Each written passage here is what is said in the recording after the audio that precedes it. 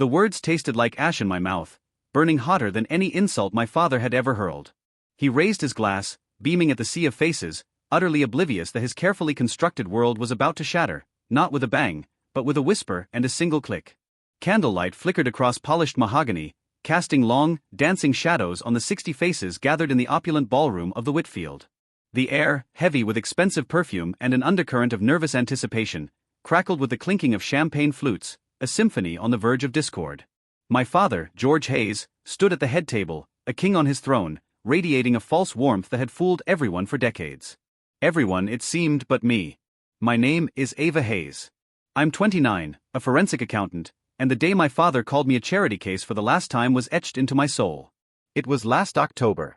He called me that because I, his daughter, had finally found a man desperate enough to marry me. Liam, my fiancé, started to rise, a quiet storm brewing in his eyes, but I held his arm. His hand was warm, steady. He understood without a word. I knew what I had to do. With a calm I didn't feel, I walked to the front of that room, opened my laptop, and projected one document for all to see. Robert Miller, my father's business partner, dropped his glass. 60 guests gasped. The game was over. My father, George Hayes, built his construction empire from absolutely nothing. A beat-up pickup truck, a handshake loan, and 17-hour days. By the time I was born, Hayes and Miller Construction had a dozen employees, a fleet of trucks, and a reputation that made people stand a little straighter when my father walked into a room. I grew up watching people admire him, the neighborhood barbecue king, the church fundraiser chair, the guy who bought rounds at the country club bar and never, ever let you forget it. At home, though, the rules were different. My father didn't hit. He didn't need to. He had a voice that could make you feel 6 inches tall without ever raising it above a conversational volume. I was 9 the first time, I remember it clearly. 4th grade. I brought home a report card, straight A's, a teacher's note calling me a joy to have in class. I laid it on the kitchen counter like I was presenting evidence in my own defense. He barely looked up. Good grades don't mean you're smart, Ava. Teachers hand those out when they feel sorry for a kid. My mother, Carol, was sitting right there. She sipped her coffee, said nothing. That was the system. He cut. She watched. I bled quietly. But here's what made it so confusing, and this is the part people don't understand about growing up like this. My father wasn't cruel every day. When I was 12, he taught me to ride a bike in the driveway. When I finally made it to the end of the street without falling, he said, "That's my girl." I held on to those 4 words for years, replayed them when things got bad. It wasn't until much later that I realized he'd said it in front of the Millers, who were over for dinner. I was performing well. He was taking credit. That's the only version of pride my father ever had. The kind with an audience. The pattern didn't change as I got older. It just got more sophisticated. College graduation. I finished magna cum laude, accounting major, criminal justice minor. I'd worked 2 jobs to keep my GPA where it was. My hands were shaking when I walked across that stage. My parents came. My father wore his best suit, and at the dinner afterward, a steakhouse I couldn't afford, which he chose, he spent 45 minutes telling my college friends about his company's latest municipal contract. 45 minutes. My friends kept glancing at me. I kept smiling. When the check came, he said loudly enough for the whole table, "Well, Ava, let's hope the diploma is worth more than the paper it's printed on." Everyone laughed because that's what you do when George Hayes makes a joke. You laugh. A year later, I landed my first real position at a forensic accounting firm. A good firm, competitive hire. I called my parents to share the news. My mother said, "Congratulations." My father got on the line and said, "Let's hope you don't bankrupt them." I laughed. I said, "Thanks, Dad." I hung up. I sat in my car in the parking lot for 20 minutes. You know what the worst part is? I thought that was normal. When cruelty is the water you swim in, you don't know you're drowning. You think that's just how the current moves. It wasn't until Liam that someone finally held up a mirror. He said it on our 3rd date, after I told a funny story about my father making a speech at my cousin's wedding where he joked that I was next, if anyone would have her. Liam didn't laugh. He set his fork down and looked at me. "Ava, that's not normal. You know that, right?" I didn't answer, but something cracked open that night. Something small, something that would eventually change everything. I met Liam O'Connell at a joint conference for attorneys and forensic accountants in Baltimore. He was presenting on financial fraud litigation. I was taking notes 3 rows back. He wasn't flashy. He didn't command a room the way my father did. Liam was the kind of man who listened more than he spoke. And when he did speak, every word landed exactly where it was supposed to. Steady, grounded, the opposite of everything I'd grown up around. We dated for 14 months before I brought him home to meet my parents. I should have known how it would go. My father opened the door, shook Liam's hand, and within 3 minutes had turned the living room into an interview. Where did Liam go to school? What was his salary range? Did he come from money? Liam answered everything calmly. No defensiveness, no posturing, just honest, direct answers. Then my father leaned back in his chair and said, "I hope you're patient, son. My daughter is the kind who needs to be led."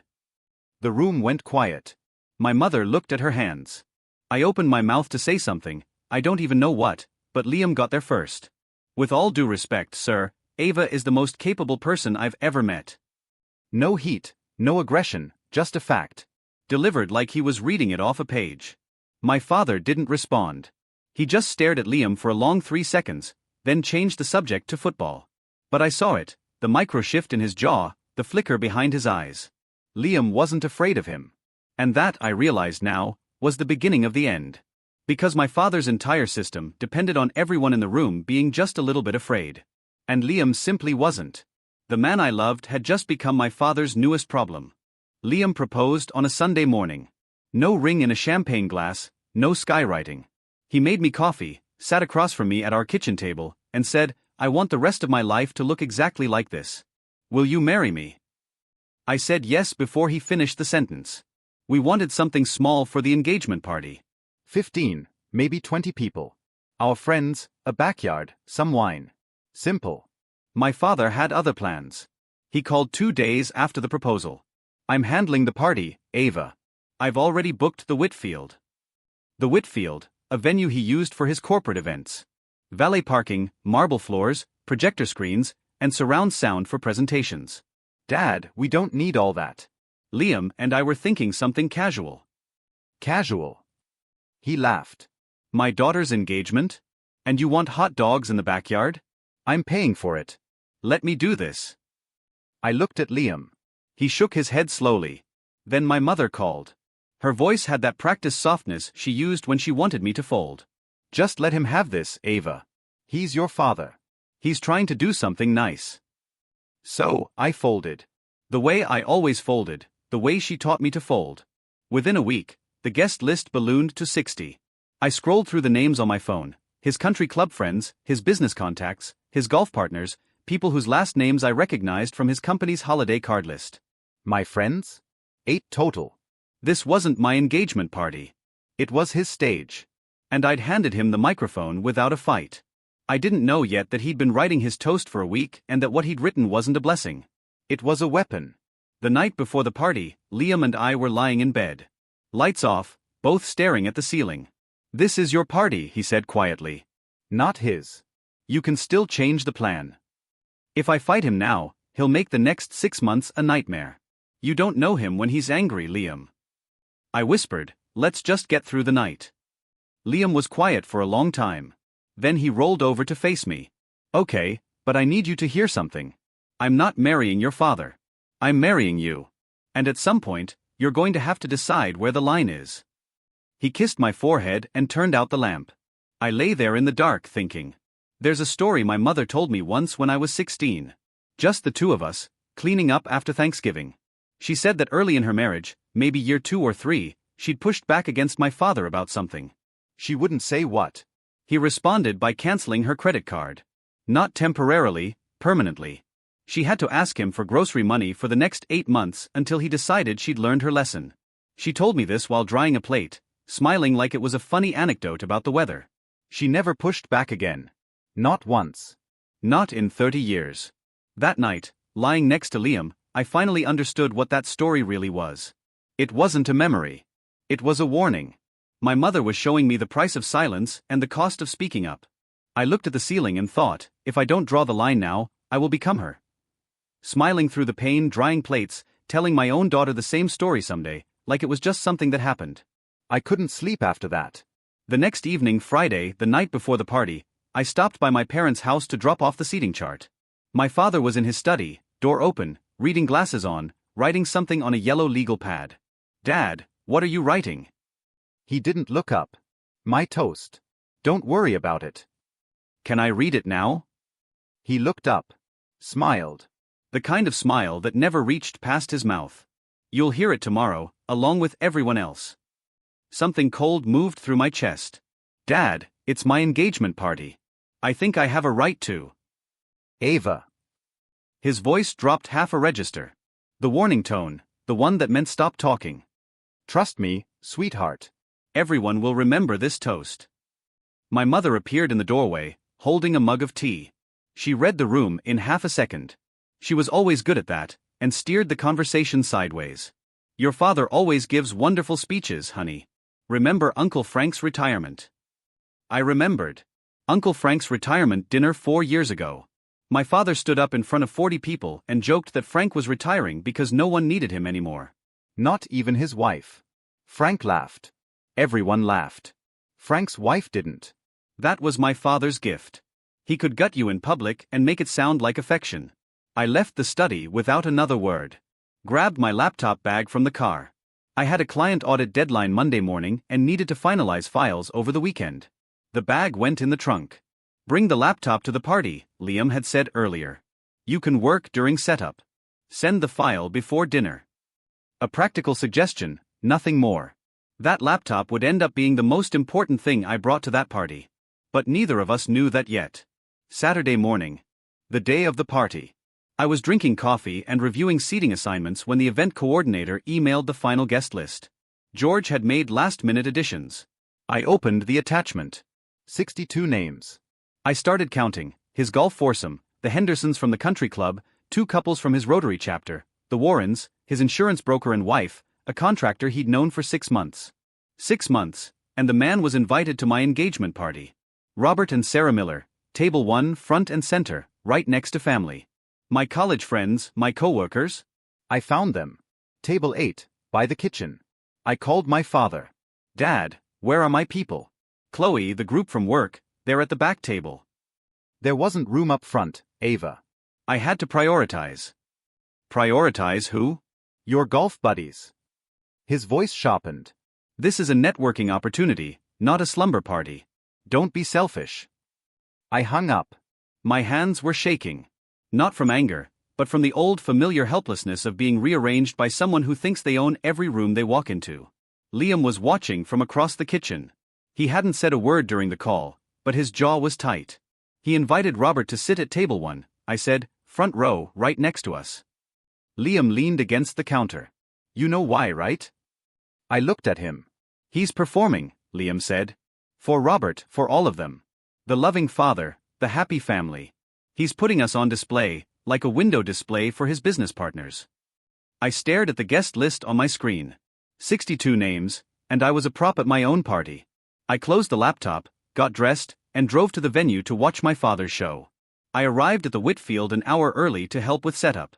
The venue was exactly the kind of place my father loved. Exposed brick, brass fixtures, a long mahogany bar, a projector screen at the far end, already rigged for the slideshow my father had curated, a collection of family photos. Photos he chose. Moments he approved of. I was adjusting centerpieces at table 3 when I heard his voice. It came from the hallway near the coat check. My father and Robert Miller, standing close. Drinks already in hand. I was around the corner. They didn't see me. I tell you, Robert, I'm so proud of my little girl. My father's voice. Warm, expansive. The voice he used in public. She's everything I raised her to be. Robert laughed. You've done a hell of a job, George. Not every father stays this involved. Family first. That's always been my motto. I stood there behind the wall, centerpiece still in my hand. The word echoed proud. My father had just said he was proud of me. He had never, not once, said that word to my face. Not at graduation. Not when I passed my CPA. Not when I earned my CF certification. Not even once in 29 years. But here in a hallway, to the man whose money he was stealing, that's where the word lived. It was currency, spent where it would buy him something. I set the centerpiece down and walked away quietly. I didn't confront him. I didn't cry. I just filed it where I file everything my father gives me, in the place where pain sits so long it starts to feel like furniture. What I didn't know yet was this: Robert Miller, the man standing there calling my father a great dad, had been quietly losing hundreds of thousands of dollars to the man he was toasting. And I had the proof on my laptop in the trunk of my car. Let me back up. 3 months before the party, I was working late at my firm, deep in a forensic audit for a commercial client. A mid-sized real estate developer flagged for irregular disbursements. Tedious work. Spreadsheets and wire transfers and shell companies layered like Russian dolls. I was tracing a chain of payments through a limited liability company registered in Delaware, as they always are when something snagged. The LLC had no website, no employees of record, no public filings beyond the bare minimum. But the wire transfers flowing through it were substantial, consistent. I kept pulling the thread. The LLC was linked to a holding company. The holding company shared a registered agent with another entity. And that entity, buried 3 layers down behind enough paperwork to make your eyes bleed, connected back to a name I recognized, Hayes and Miller Construction, LLC. My father's company. I stared at the screen. My coffee went cold. The office was empty. Everyone had left hours ago. The cleaning crew was vacuuming down the hall. My training kicked in before my emotions could. Certified fraud examiners have an obligation. If we uncover evidence of financial fraud during the course of our work, we don't get to look away. It's not optional. It's the job. But this was my father. I saved the files, closed the laptop, drove home, sat in my car in the driveway for 10 minutes, engine off, hands on the wheel. Then I went inside, opened a new folder on my personal laptop, and named it Project Atlas. Over the next several weeks, I worked on it after hours alone. Tracing every transaction, documenting every discrepancy, building the kind of report I build for clients. Except this time, the subject was the man who raised me. I told no one. Not yet. 2 weeks in, I told Liam. Not because I wanted to, but because I couldn't carry it alone anymore. I was waking up at 3 a.m., staring at the ceiling, running numbers in my head, second-guessing every entry in that folder. The auditor in me knew what the data showed. The daughter in me kept looking for another explanation. There wasn't one. I sat Liam down at the kitchen table on a Tuesday night. Showed him the summary. He read it slowly, the way lawyers read everything, once for content, once for implications. When he finished, he looked up. How much? Hard to say without full access, but based on what I can trace, significant. Over a decade. He set the papers down. What do you want to do with this? I don't know. He's my father. Liam nodded. He didn't push, didn't lecture, didn't say what any reasonable person would have said, which is, your father is a thief. Instead, he leaned forward and said the thing that mattered most. He's also stealing from a man who trusts him. Robert's been his partner for 15 years. I looked at the table, the grain in the wood, the ring stain from my coffee mug. Whatever you decide, Liam said, I'm with you. But don't sit on this too long. Robert deserves to know. I agreed. My plan was clear: finish the audit, compile the full report, get through the engagement party. Then Monday morning, I'd send the report directly to Robert, face to face if possible. Clean, professional, no drama, no scene, just the truth. Delivered the way I deliver it to any client. Bring the laptop to the party, Liam said a few days later. You've got that Monday deadline anyway. It was a practical suggestion, reasonable, the kind of thing that made complete sense at the time. My father, of course, had his own plans for that evening, and they changed mine entirely. Saturday evening, 6:30 p.m. The Whitfield looked like a magazine spread. Candles on every table, white orchid arrangements, a string quartet in the corner playing something soft and classical that I couldn't name. My father had outdone himself. That was the thing about George Hayes: when he performed flawlessly. Liam and I arrived together. I was wearing a cream silk dress I bought specifically for tonight. Liam was in a navy suit, his hand steady on the small of my back as we walked through the double doors. My father met us in the foyer. He was already working the room, champagne in hand, handshake ready. There she is. He opened his arms. There's my beautiful girl. He hugged me, held it for 3 full seconds. His cologne was sharp and expensive. My body went rigid. My father never called me beautiful. Not at prom, not at graduation, not in 29 years of living under his roof. But here, in front of the arriving guests, in front of Robert and Sarah Miller, who were handing their coats to the attendant, I was suddenly his beautiful girl. I hugged him back, because what else do you do? Robert shook my hand warmly. Congratulations, Ava. Your father hasn't stopped talking about this party for weeks. Thank you, Mr. Miller. I'm glad you're here. And I meant it, though not in the way he thought. Liam squeezed my hand under the table once we sat down. I leaned into him and whispered, "He's performing." Liam whispered back, "I know. Just breathe." I looked around the room. 60 faces, candles flickering, wine pouring. My father moving from table to table like a candidate working a rally, shaking hands, clapping shoulders, laughing the big laugh. This was his night. Not mine. Not yet. Dinner was served at 7:15. My father had arranged the seating so he was at the head of our table, table 1, with Robert and Sarah to his right, my mother to his left, and Liam and me across from them like a tribunal. The food was excellent, the wine was expensive, and my father was in rare form. Somewhere between the salad course and the entree, he started telling stories. Not about Liam and me. About me. The greatest hits of Ava's failures, repackaged as comedy. Did I ever tell you about the time Ava failed her driving test? 3 times. He held up 3 fingers. Laughter rippled down the table. And the cooking. Oh God, the cooking. She nearly burned the kitchen down making scrambled eggs. Scrambled eggs. More laughter. Then he leaned in, conspiratorial, like he was sharing a secret. And her first boyfriend, what was his name, Ava? Mark? He lasted about 4 months before he ran for the hills. The table laughed. My mother laughed.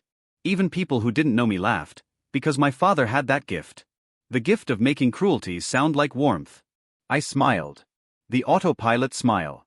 The one I'd been practicing since I was 9. Liam didn't smile. His hand found mine under the table and held it. Across the table, Sarah Miller tilted her head slightly. She leaned toward my mother and said softly, but not softly enough, "George is being a bit hard on her tonight, isn't he?" My mother's answer came instantly, reflexively, the way a trained response always does. "Oh, that's just how he shows love." Sarah looked at me. Our eyes met for half a second. She didn't say anything else, but I could see it. The recognition, the quiet alarm of a woman who knows exactly what she's watching. She told me later, I knew right then. I just didn't know how bad it was about to get. 8:15 p.m. Dessert plates cleared. The string quartet paused. My father stood up. He buttoned his jacket, picked up a spoon, tapped it against his champagne glass 3 times. The room quieted in that practiced way. The way people quiet down for a man they've learned to listen to. "I want to raise a glass to my daughter, Ava." I straightened in my chair. My heart did something stupid. It hoped. Even after everything. After 29 years of evidence, some broken part of me still leaned toward the light. Maybe this time. "For 29 years," he said, scanning the room with that showman's gaze, "I've watched this girl struggle." The word landed like a stone in water. With school, with work, with every relationship that didn't quite work out. My face went hot. I could feel 60 pairs of eyes shifting toward me. I'll be honest, there were times I wasn't sure anyone would stick around long enough to figure her out. A few uncomfortable laughs, glasses held Madeira.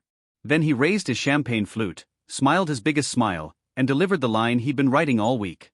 "So tonight, I want to toast to Ava, who finally found a man desperate enough." He laughed. A big, generous George Hayes laugh.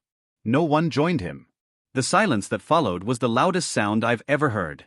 60 people frozen, forks down, eyes wide.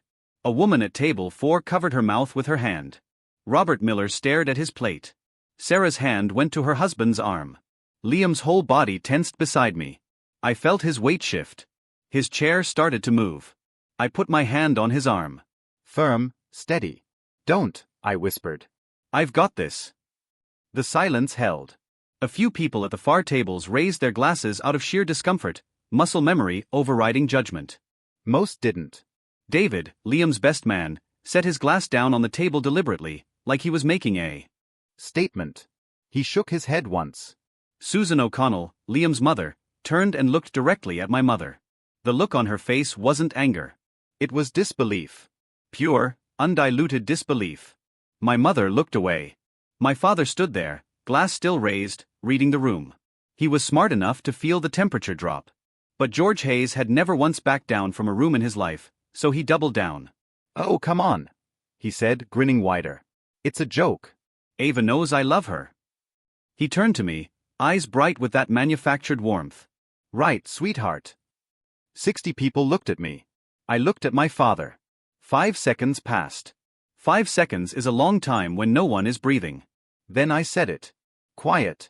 Clear. 2 words. Sit down, Dad. His grin faltered. Just a crack. Ava, don't be dramatic. I said, sit down. My voice didn't rise. I didn't need it to. The room was so silent that a whisper would have carried to the back wall. My father stared at me. For one horrible, electric second, I thought he was going to argue. His mouth opened, then closed. He looked around, searching for an ally, a laugh, anyone, and found nothing. Just 60 faces watching him like witnesses. He sat down. It was the first time in my entire life that my father did what I told him to do. I pushed my chair back, stood up, smoothed the front of my dress, and walked, calm, steady, no rush, to the front of the room. I had a laptop in my bag and a file that had been waiting for this moment without either of us knowing it. The walk from table 1 to the front of that room was maybe 30 feet. It felt like a mile. I could feel every set of eyes tracking me, the rustle of napkins, someone clearing their throat, a chair creaking as someone shifted to see better. My laptop bag was under the AV table near the projection screen. I'd stashed it there during setup, planning to send my Monday file during cocktail hour. I hadn't needed it then. I needed it now. I unzipped the bag, opened the laptop. My hands were steady, my heart was not. My father's voice came from behind me. Sharp. Ava, what are you doing? I didn't turn around. I plugged the HDMI cable into the projector port. The same projector my father had set up for his curated family slideshow. Photos of vacations he'd chosen, holidays he'd staged, a highlight reel of a family that didn't exist. The screen lit up. I opened the folder. Project Atlas. Then I turned to face the room. 60 people. My mother gripping her napkin. Liam standing now, 3 steps behind me. Robert Miller at table 1, his reading glasses still perched on his nose from reviewing the dessert menu. My father just told 60 people that no man would willingly marry me, I said. My voice was even, professional, the same tone I use when I present findings to a client. I think it's only fair that these same 60 people know who my father really is. I clicked the file open. The first page filled the screen. White background, black text, a header that read, * Forensic Audit Summary. Unauthorized Fund Transfers. Hayes and Miller Construction, LLC. * Robert Miller's champagne glass began to tilt in his hand. I didn't give a speech. I didn't need to. This is a forensic audit report I compiled over the past 3 months, I said. It documents a pattern of unauthorized fund transfers from the company my father co-owns with Mr. Robert Miller. I scrolled to the summary page. 3 columns, dates, amounts, destination accounts. A decade of transactions laid out in the clean clinical format I'd been trained to produce. The numbers spoke for themselves. My father shot to his feet. His chair scraped the marble floor with a sound that made 2 people flinch. This is ridiculous. His voice was loud now. Loud in a way it never was in public. The indoor voice cracking open to show what lived underneath. You don't know what you're talking about. I turned and looked at him directly. For the first time in 29 years, I looked at my father without flinching. Dad, I'm a certified fraud examiner. This is literally what I do. The room didn't gasp. It was worse than that. It just absorbed. 60 people processing at once. I could see it moving across the tables like weather. The widened eyes. The hands reaching for phones. The couples leaning into each other to whisper. Then the sound. Glass on marble. Sharp. Robert Miller's champagne flute slipped from his fingers and shattered on the floor. The sound cracked through the silence like a gunshot. Sarah grabbed her husband's arm. Robert. Robert didn't look at her. He was staring at the screen. His face had gone gray. The kind of gray that comes when you're watching 15 years of trust dissolve in 15 seconds. Then he looked at my father, and the expression on Robert Miller's face. I'll never forget it. It wasn't anger. Not yet. It was the look of a man discovering that his house has been on fire for years, and no one told him. My father moved fast. He always did when the walls closed in. He stepped toward Robert, both palms up, the peacemaker's pose. Robert, listen to me. She's lying. She's angry. I made a joke she didn't like, and now she's making things up to humiliate me. Robert raised one hand. Didn't stand, didn't shout, just one hand palm out, the way you stop traffic. Don't. One word. But his voice shook, and that single tremor carried more weight than anything my father had said all night. Robert reached into his jacket pocket and pulled out his phone. He dialed a number right there at table 1, in front of every person in that room. His voice was low but clear enough for the tables nearby to hear. Michael, it's Robert. I need you in the office Monday morning. First thing. It's about the partnership. He hung up, set the phone on the table. Didn't look at my father again. George spun toward my mother. His composure was cracking now, visibly in real time, like ice underweight. Carol. Tell them. Tell them she's lost her mind. Tell them. My mother sat perfectly still. Her hands were folded on the table. Her eyes were on her plate. She said nothing. The same silence she'd given me for 29 years. She finally gave it to him. And for the first time, her silence wasn't protection. It was permission. Chairs began scraping. Guests at the far tables stood quietly, reaching for coats and purses. No dramatic exits, just the slow, unmistakable withdrawal of people who no longer wanted to be in the room. Liam stepped up beside me. He didn't say a word, just placed his hand gently between my shoulder blades. Then a voice came from table 2. Susan O'Connell, Liam's mother, stood up. She walked over to me, took both my hands in hers, and said, "I'm proud of you, sweetheart." 4 words. The exact 4 words I'd been waiting to hear from my father my entire life. They came from someone else's mother, and that somehow made them mean even more. Robert stood up slowly. He steadied himself with one hand on the table. Not because he was weak, but because he was holding himself together. He walked to my father. The 2 men stood face to face in front of 60, no, maybe 50 now. Some had already slipped out. Witnesses. 15 years, George. Robert's voice was quiet, controlled. The voice of a man choosing his words because he knows a room full of people will remember every one of them. 15 years I trusted you. My father started talking fast. Robert, let me explain. There's context here. The transfers were. It's a restructuring. My accountant advised. Your accountant? Robert almost laughed. Almost. Your daughter is a forensic accountant, George. And she just showed me what your accountant was hiding. My father opened his mouth. Nothing came out. Robert adjusted his jacket, straightened his tie. Then he said quietly and precisely, "My lawyer will be in touch Monday morning." Don't call me. Don't come to the office. Don't contact me. He turned to Sarah. Ready. They'd been married 35 years. She knew when it was time to go. But Sarah stopped.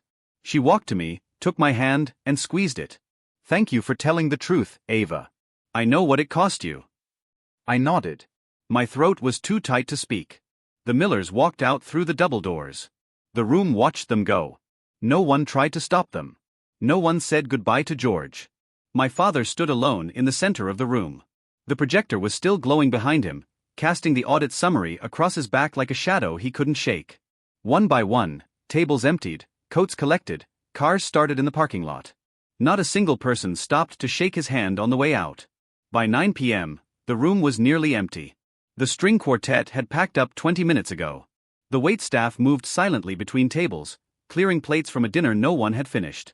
My mother sat at table 1, same seat, same posture. She hadn't moved in 45 minutes. My father stood by the bar, jacket off, tie loose. He was holding a glass of whiskey he hadn't drunk. I closed my laptop, unplugged the HDMI cable, slid the laptop into my bag. My hands were trembling now. Not during, but after. The adrenaline was leaving, and what it left behind was something heavier. I walked to the center of the room. My father looked at me. His eyes were red. I don't know if it was rage or something deeper. Maybe both. You just destroyed your own father, he said. I held his gaze. No, Dad. You destroyed yourself. I just stopped covering for you. Over a joke? You did this over a joke. This isn't about the toast, and you know it. He turned to my mother. Last card. Final play. Carol, you're going to let her do this to me? My mother looked up from the table, and for the first time in 30 years of marriage, in a lifetime of practiced silence, she spoke. You did this, George. Not her. 7 words. Quiet. Almost gentle. But they landed like a door closing. My father's face did something I'd never seen before. It crumbled. Not into tears. My father didn't cry, but into a kind of blankness. The look of a man who has run out of people to blame. I picked up my bag. Liam was by the door, holding my coat. Goodbye, Dad, I said. He didn't respond. I walked out of the Whitfield with my hand in Liam's. The November air was sharp and clean. I breathed it in deep, full, like I'd been underwater for 29 years and had just broken the surface. My hands were still shaking. This wasn't victory. This was grief, wearing a different coat. But it was done. Monday came fast. Robert's attorney, Michael Chun, was in the Hayes and Miller office by 8 a.m. with a court order for a full forensic audit of the company's books, conducted by an independent third-party firm, not me. My report was the catalyst, but the process had to be clean. I understood that. I wanted that. By Tuesday, word had traveled the way it always does in small communities. Through phone calls that start with, "Did you hear?" and end with, "I always thought something was off." George Hayes was removed from the membership roster of the Ridgewood Country Club. Not suspended. Removed. 22 years of dues, charity galas, and golf tournaments. Gone in a single board vote. The man who'd bought rounds for the entire bar couldn't get past the front desk. By Wednesday, 3 of the business contacts who'd sat at his carefully arranged tables on Saturday night had quietly severed ties. No public statements, just unreturned phone calls, cancelled lunches. The slow, deliberate erasure that happens when people decide you're no longer worth the association. The news didn't make the paper. It didn't need to. In a community that size, the party itself was the headline. 60 witnesses. That's 60 versions of the story, spreading outward like ripples. My father called me 11 times that week. I didn't pick up. Not once. The 12th call went to voicemail. I listened to it once. "Ava, you need to fix this. Call me back now." Still giving orders. Even now. I deleted the voicemail and set my phone on the counter, screen down. Liam was making dinner. He looked over at me, but didn't ask who called. He didn't need to. The man who controlled every room he walked into couldn't get his own daughter to answer the phone. And for the first time in my life, that silence was mine to give, not his to take. The independent audit took 6 weeks.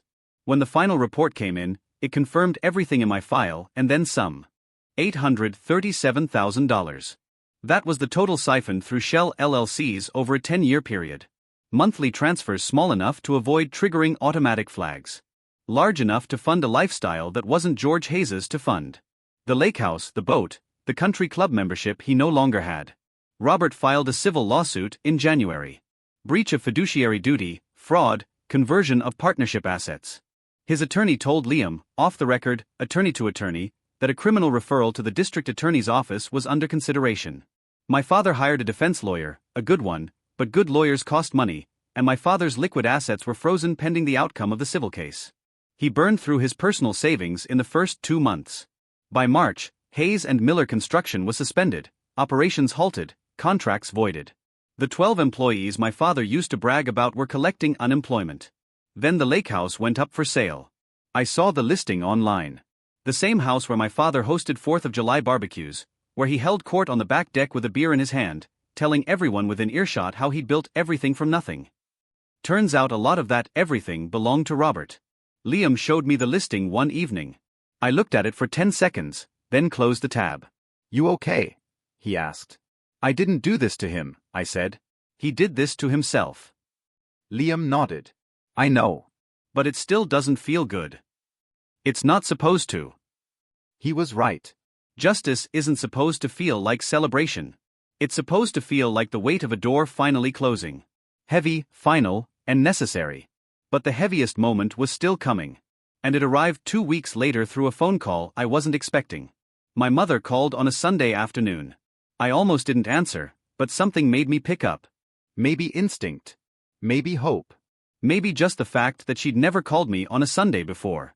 Sundays were George's day. Football and silence. "Ava." Her voice was different. Smaller, but somehow clearer, like she'd finally taken something heavy off her chest. "Hi, Mom." A long pause. I could hear her breathing. Then, I should have said something 30 years ago. "I'm sorry." I closed my eyes, leaned against the kitchen counter. The words I'd waited my entire life to hear, and they came wrapped in 30 years of regret. "I saw what he did to you," she continued. "Every time." And I told myself it was his way of caring.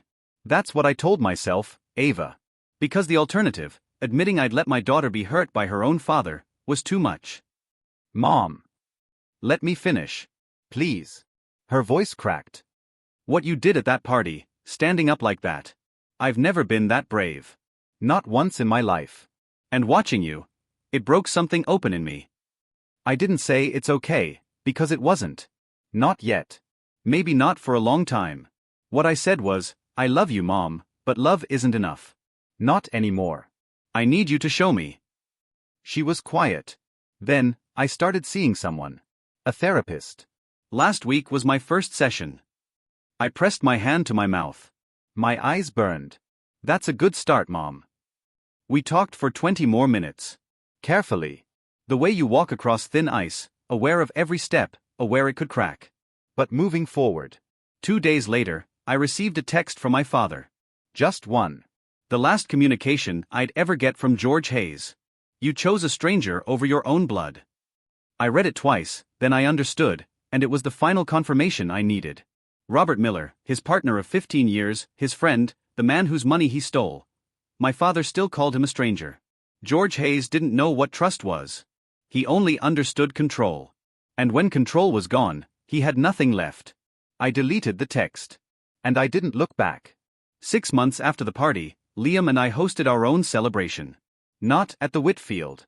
Not at any venue. In Liam's parents' backyard. 15 people. String lights from the hardware store, burgers on the grill, a Bluetooth speaker playing a playlist Liam and I had made together on a lazy Sunday morning. No projector. No slideshow. No seating chart.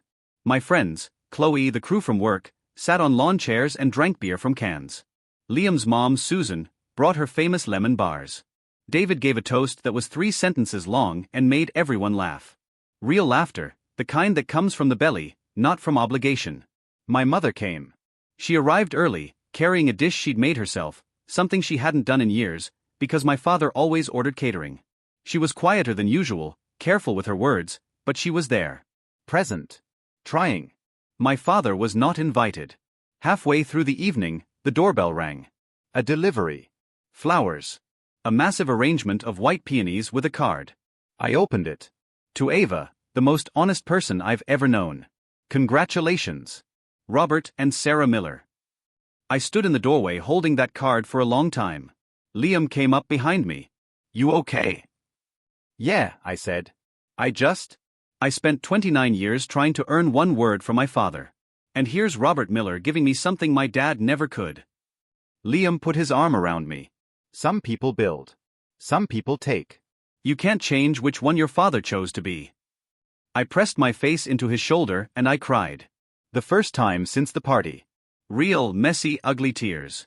Not because I was sad exactly, but because something that had been locked tight for 29 years had finally opened, and everything inside needed somewhere to go.